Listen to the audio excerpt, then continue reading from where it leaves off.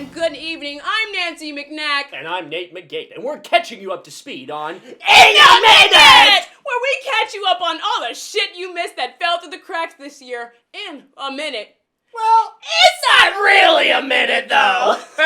Because let me tell you, that shit just keeps on piling up. It sure does. This news segment features specifically non-COVID related news. The only sick people we want to talk about here is Joe Biden, the dementia-ridden sack of balls. Or Chrissy Teigen and her journey through social media. But in all seriousness, it was a tough year for everybody, really, from the people with the Johnson & Johnson vaccine. Or the 1%ers who got the vax secretly months ago before it was FDA approved. The pandemic has really affected everybody in a number of ways. Okay, enough with that shit! Now what's been going on with Elon Musk? Well, first things first, Elon and Grimes welcomed a baby into the world. Precious. Who could forget a name like fuck, I don't even know, A12. And who can forget that time your boyfriend tried to spell that out instead of using the alphabet? Oh God, there was also Amy Cooper, the racist dog walking lady, and we're not talking about your neighbor with that ugly white rat on the leash. Literally coming down to mere votes in Philadelphia, Joe Biden has won the 2020 presidential election. It was the first time in 4 years that women were shaking their ass for a frumpy orange creature. Amen. Which means that, unfortunately, Kanye West has also lost the presidential election as well. Also unfortunate, Kanye West has lost his wife. In the wake of the release of his album, Donda, Kanye and Kim Kardashian have filed for divorce. The couple share 4 children together. And speaking of kids, there was a recent popularity resurgence of the children's movie A Bug's Life. The animated children's movie reached new heights of popularity after a caterpillar-themed fleshlight went on the market this past year. The caterpillar from the movie was also conveniently named Heimlich.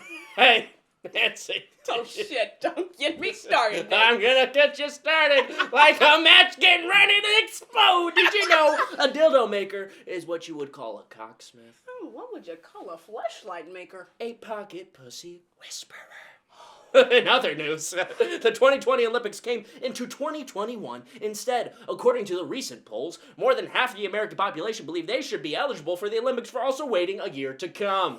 I'm gonna have to call my mom on that one. Much like chokers, then butterfly clips. And now, Avril Lavigne, the Taliban has also made up a little comeback of their own, leaving their own influence on America's next generation of children. But this time through TikTok and social justice infographics. Great! Paris Hilton is back on television. Wait, really?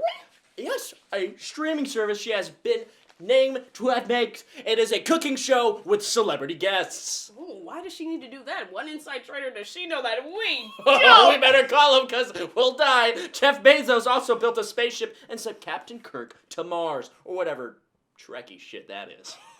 Earlier last month, HBO Max released the Sopranos prequel film, The Many Saints of Newark.